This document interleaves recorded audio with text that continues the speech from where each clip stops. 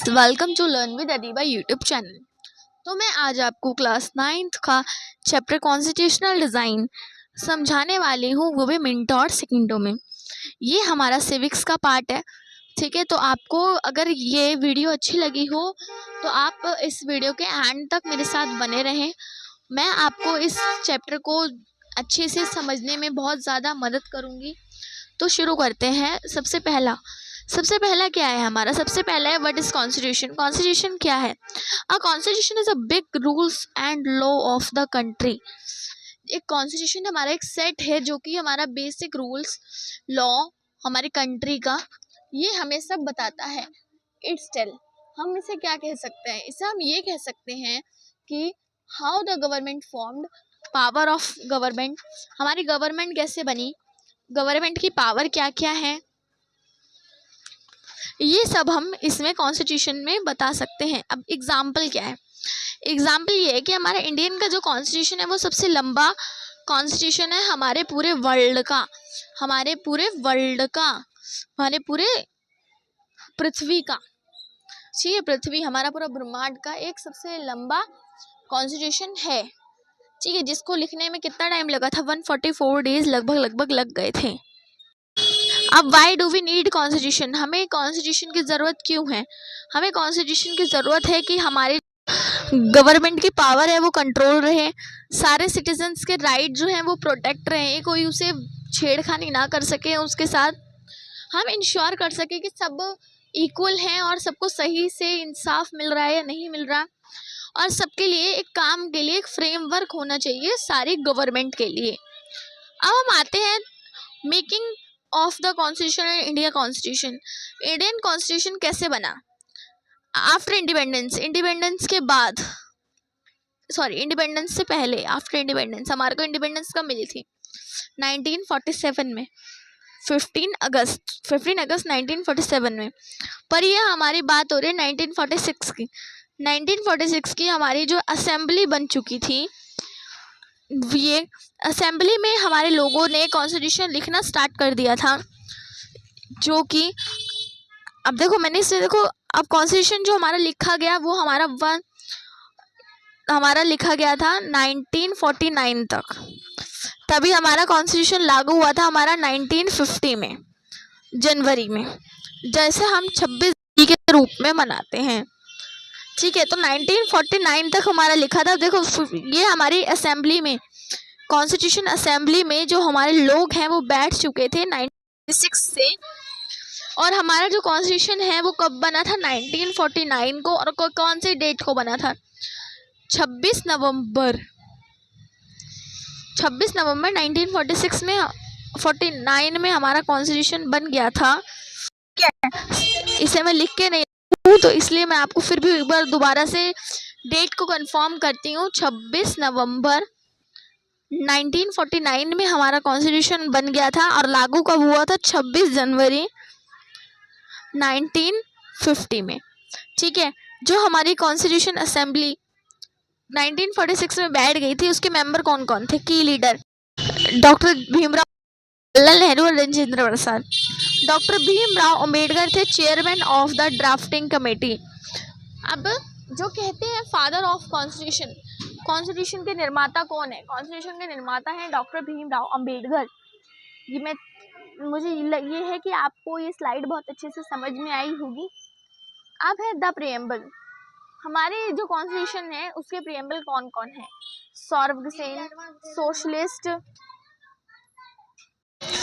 अब जो हमारा सौरभ सोशलिस्ट, सर्कुलर और डेमोक्रेटिक और रिपब्लिक। अब हमारा सौरभनेस का मतलब क्या होता है? India is independent. इंडिया क्या है? इंडिपेंडेंट है। सोशलिस्ट का मतलब क्या होता है कि हमारे सारे जितने भी लोग हैं उनको इक्वली डिस्ट्रीब्यूशन है, उनके हेल्थ को सही कराने का मौका।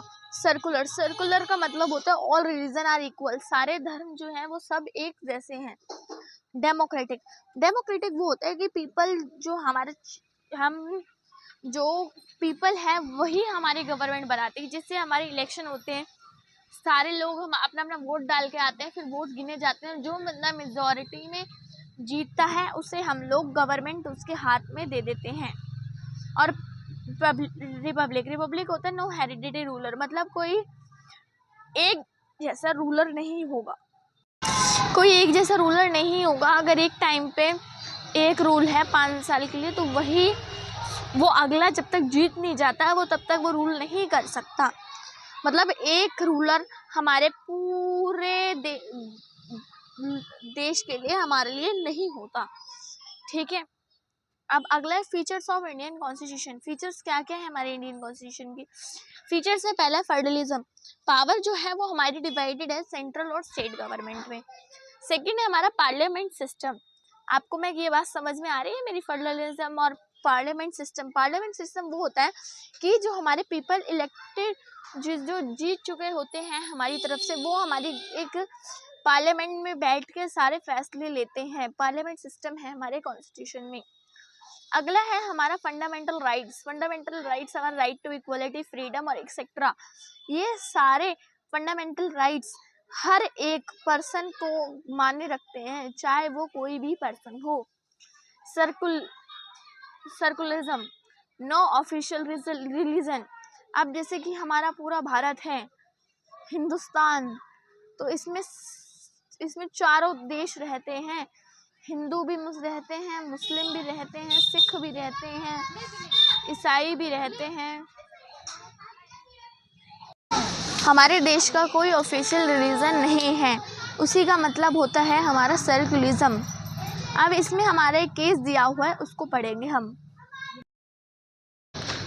नेक्स्ट हमारा है apartheid in the south Africa. Important case है ये हमारा स्टडी के लिए। तो अपार्थाइड मीन्स क्या होता है? ये हमारा होता है रियल डिस्क्रिमिनेशन, रैशियल डिस्क्रिमिनेशन, मतलब जो कि हमारा वाइट और ब्लैक्स के बीच में होता है। जो हमारे वाइट ब्लैक पीपल होते हैं साउथ अफ्रीका में, पहले ऐसा होता था कि जो मतलब सफ़ेद लोग हैं उन्हें अच्छा माना जाता था, उन्हें हाई क्लास माना जाता था।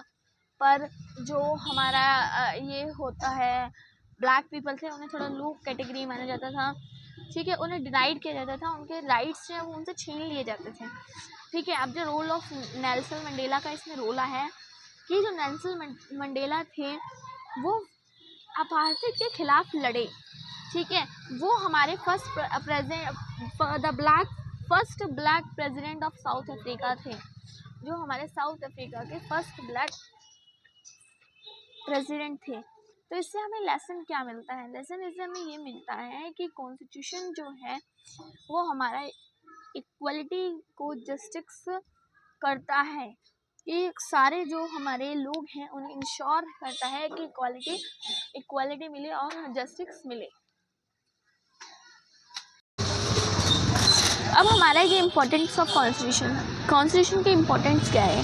कॉन्स्टिट्यूशन की इम्पोर्टेंट ये है कि कोई भी अपनी पावर का मिसयूज़ ना करें, जो हमारे मिनॉरिटीज़ के लोग हैं उन्हें प्रोटेक्शन मिला रहे, ठीक है। और जो हमारा मेन है उन्हें हम मतलब यूनिटी डाइवर्सिटी, सारे लोग एकता में अनेकता रखें। और अगला है कि हमारा जो लॉ है वो ऑर्डर से चलता रहे। अब अगला हमारा जो है वो है हमारे की टर्म्स, जो आपको पेपर में यूज़ करने हैं। की टर्म्स हमारे क्या क्या हो सकते हैं एग्ज़ाम के लिए? सबसे इम्पॉर्टेंट है ये की टर्म्स। आपको ये लिख के आओगे तो आपको 5+ मार्क्स तो आपके उसके अंदर मिल ही जाएंगे। ये और अगर आपको आंसर आप कोई भी लिखो तो उसके नीचे अंडरलाइन ज़रूर करो इम्पॉर्टेंट कीवर्ड के नीचे। अब इम्पॉर्टेंट कीवर्ड जो हैं वो हम एक बार पढ़ लेते हैं। Constitution, preamble, organised, secularism, democracy, republic और अपार्थाइड। ये हमारे 7 हमारे कीवर्ड हैं।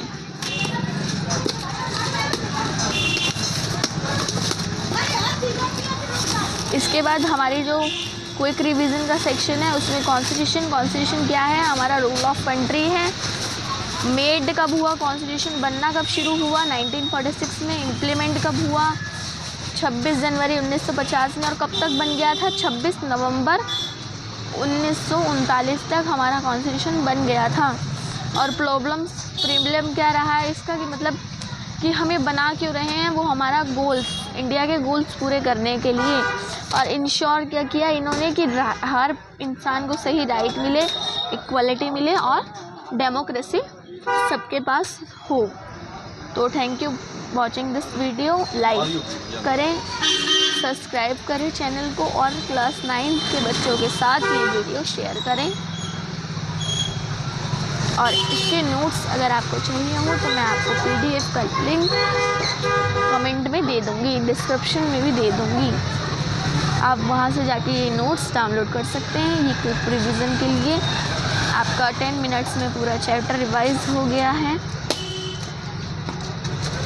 Thank you for watching this video.